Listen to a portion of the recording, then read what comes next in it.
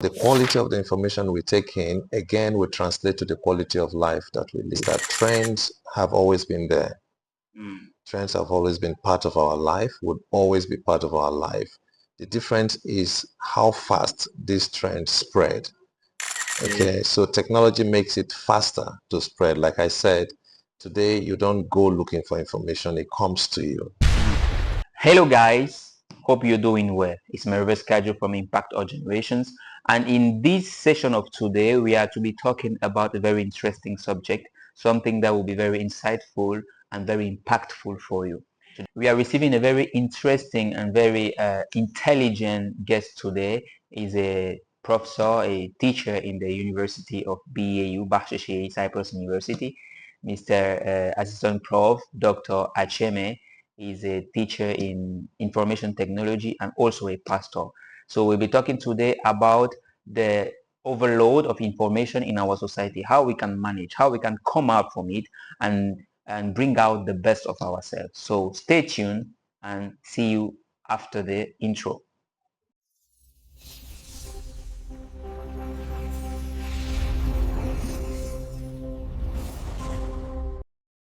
Good morning, sir. How are you doing today?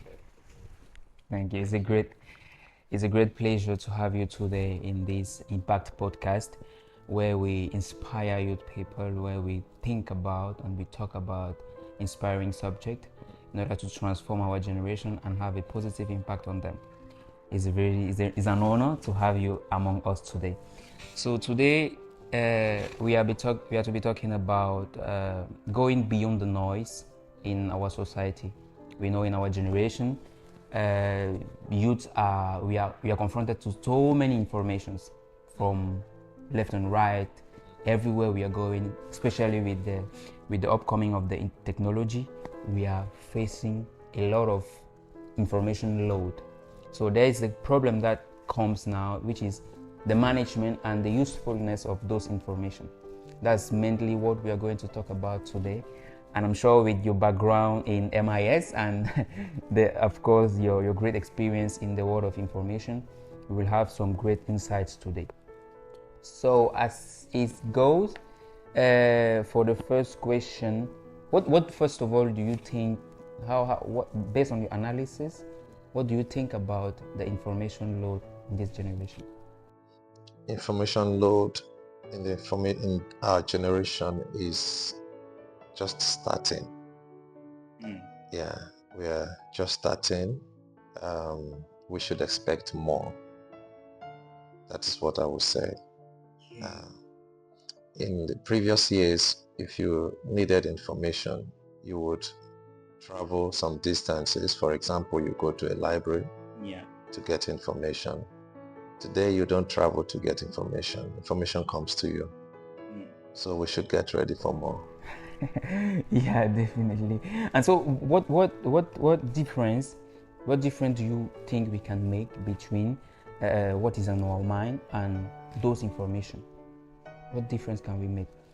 A lot of differences in the sense that the quality of information that we get to a great extent or to a large extent can define our life or define what our life would translate to become. Okay, there's a popular saying in the Bible. It says, as a man thinks in his heart, that is how he behaves. So what we take in eventually becomes what we think, because you think on what you take in. If there is nothing in, there is nothing to process.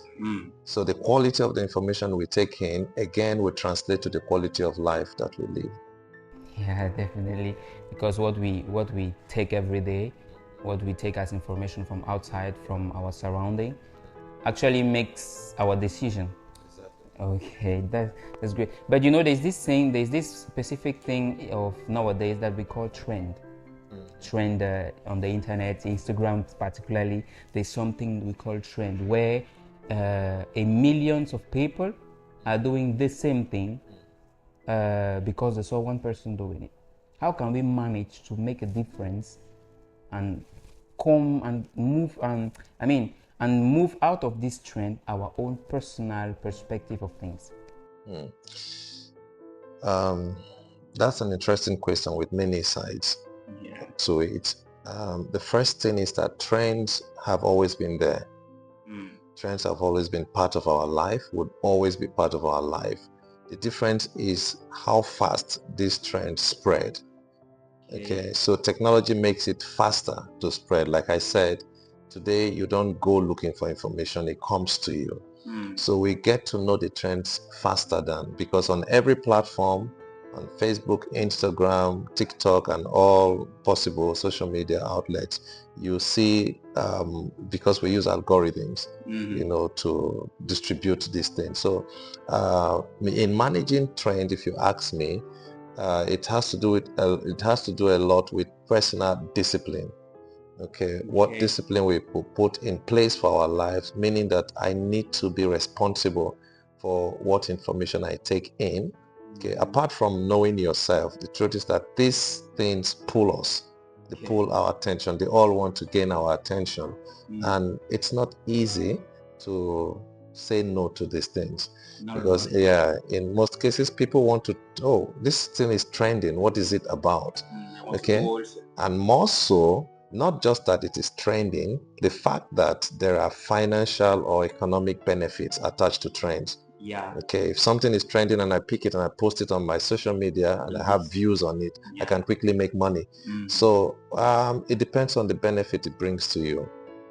But with respect to how well we live our lives, I think we need to trade gently with trends. Okay, selectively pick what we want to follow, and which the social media platforms makes those options available for us. And by the way, while talking about the the selection on how we should be strict on the way we select the trends we are following, what practical ways and what practical ways can you propose to this young generation that's looking at us?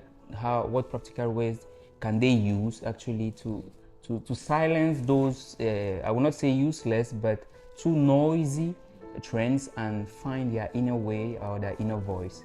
Yes, I think I will say a lot of things, but I will just try to focus on the importance of knowing yourself, how unique you are.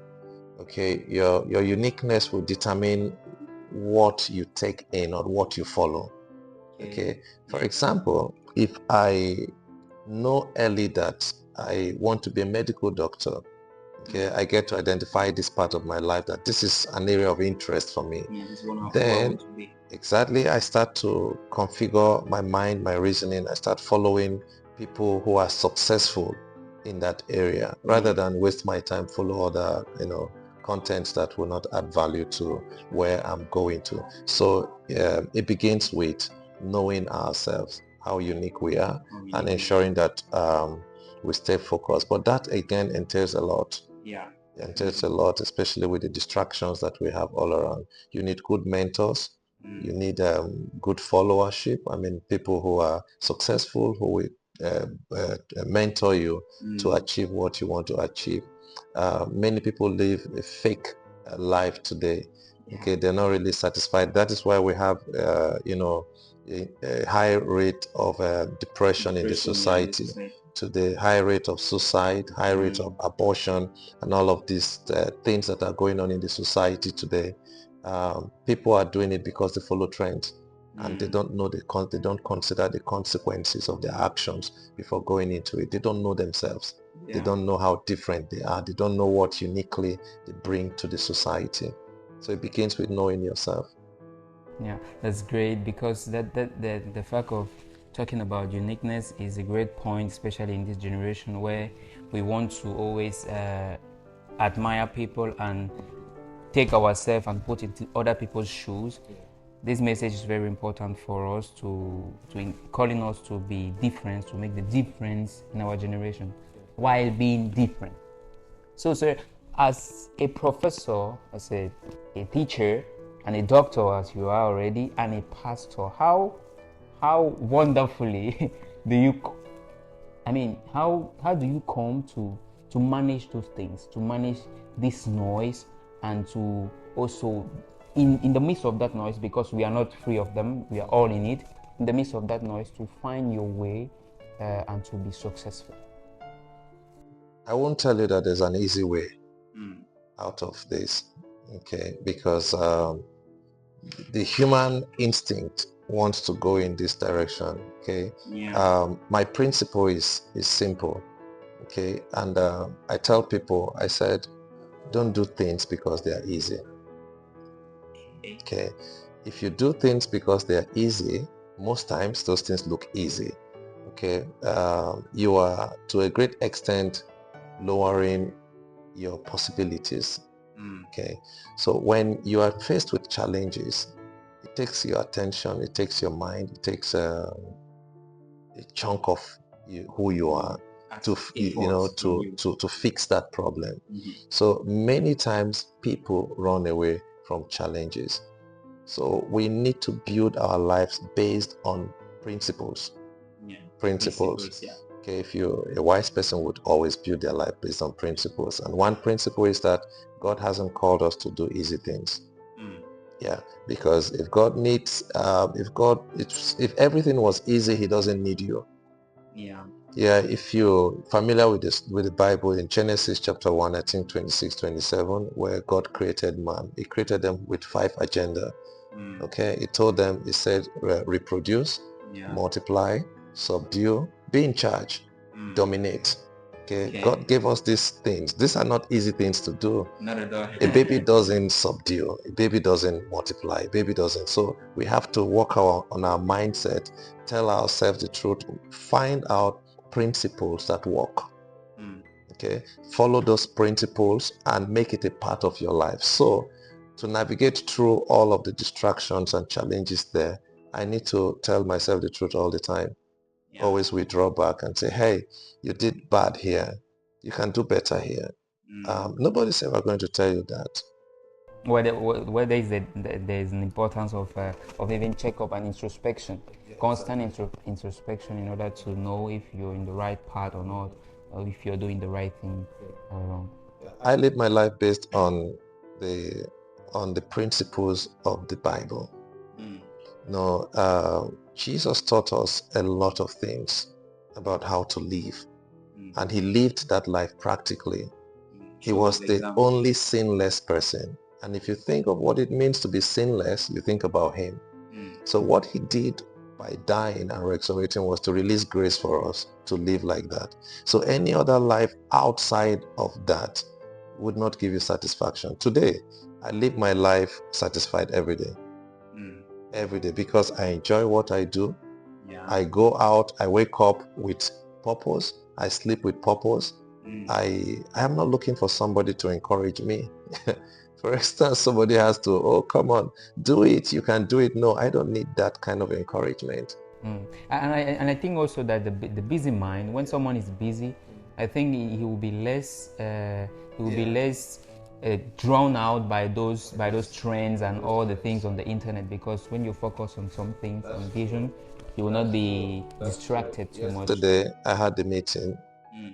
I was supposed to have a call with someone, and I should have put it on my schedule, but when I gave out the time for that meeting, I didn't realize I had another meeting. You know what happened?